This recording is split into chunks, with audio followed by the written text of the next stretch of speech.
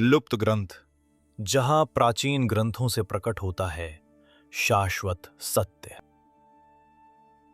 स्वर्ग के इस दिव्य वैभव के स्वामी हैं देवराजेंद्र। लेकिन क्या सच में वे उतने कमजोर थे जितना उन्हें दिखाया जाता है? आइए जानते हैं इंद्र का असली सच।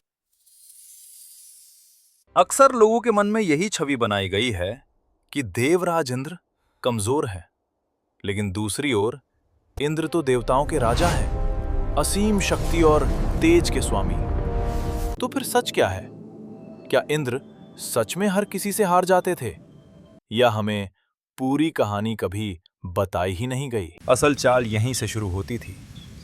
राक्षस पहले साधु जैसा रूप धारण करते थे, फिर वे कठोर तपस्या में लीन हो जाते और उनकी तपस्या से प्रसन्न होकर ब्रह्मा जी प्रकट होते।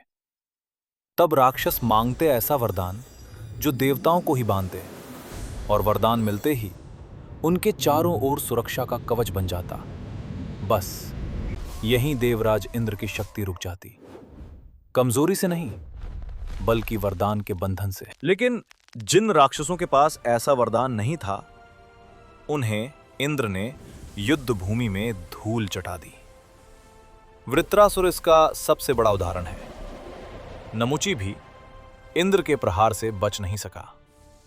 जंब जैसे बलशाली दैत्य को भी देवराज इंद्र ने रण में परास्त कर दिया। पाक का अंत भी इंद्र के ही हाथों हुआ। बल भी इंद्र के वज्र के सामने टिक न सका। यहां तक कि राजा बलि भी इंद्र से पराजित हुए। हां, बाद में शुक्राचार्य ने उन्हें फिर से जीवित कर दिया।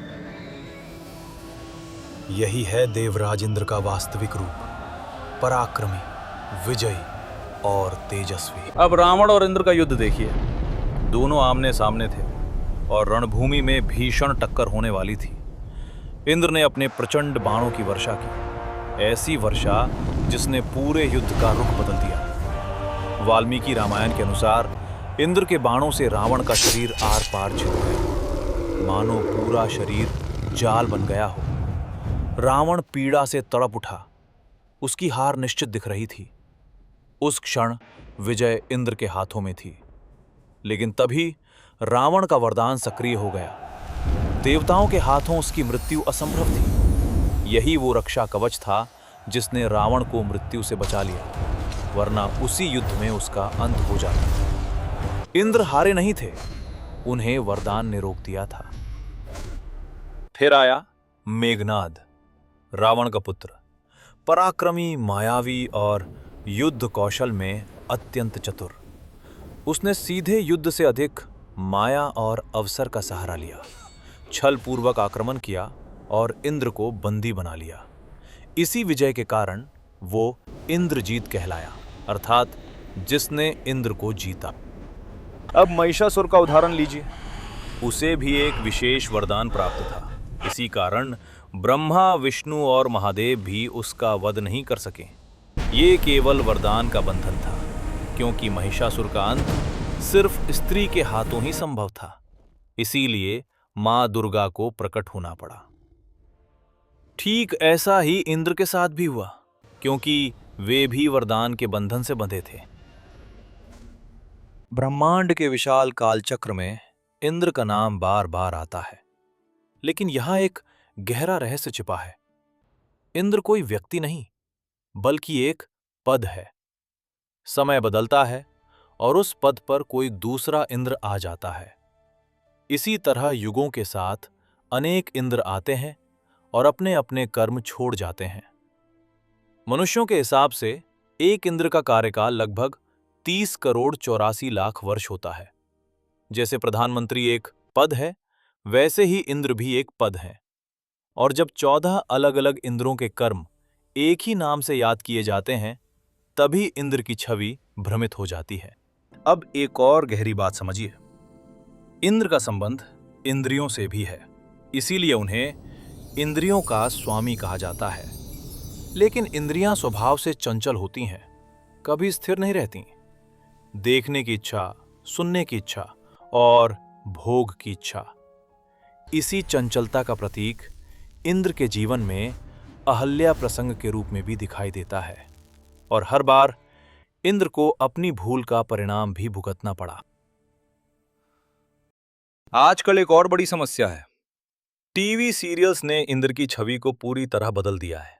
उन्हें अक्सर डरपोक, कमजोर और हर समय घबराए हुए देवता की तरह दिखाया जाता है। लेकिन यह चित्रण शास्त्रों के अनुसार सही नहीं है। वास्तविक इंद्र तेजस्वी, पराक्रमी और देवों के राजा है। तो आइए पूरी बात को स्पष्ट रूप से समझ लें। पहली बात, इंद्र कमजोर नहीं है। दूसरी बात, जहां असुरों के पास विशेष वरदान नहीं था, वहां इंद्र ने उन्हें पराजित किया। तीसरी बात, कई बार हार का कारण इंद्र की कमजोरी नहीं, बल्कि वरदान की मर्यादा थी। चौथी बात, इंद्र एक पद है, व्यक्ति नहीं। पांचवी बात, अलग अलग इंद्रों के कर्म एक ही नाम से याद किए जाते हैं। और छठी बात, इंद्र इंद्रियों के प्रतीक भी हैं, इसलिए उनके चरित्र को केवल सतही रूप में नहीं समझना चाहिए। तो अब आप समझ ही गए होंगे देवराज इंद्र की वास्तविक महिमा क्या है। वे केवल स्वर्ग के राजा ही नहीं, बल्कि तेज, पराक्रम और दिव्य अधिकार के प्रतीक है। वीडियो पसंद आया हो तो लाइक, शेयर और सब्सक्राइब जरूर करें। मिलते हैं अगले वीडियो में। जय श्री राम। और अब एक छोटा सा रहस्य देवऋषि नारद के बारे में। लोग कहते हैं जहां नारद जाते हैं वहां कलह हो जाती है, लेकिन क्या सच में ऐसा ही था, या फिर नारद वही चिंगारी जलाते थे जिससे अंत में धर्म की विजय होती थी? जवाब मिलेगा अगले वीडियो में। तब तक के लिए नारायण नारायण।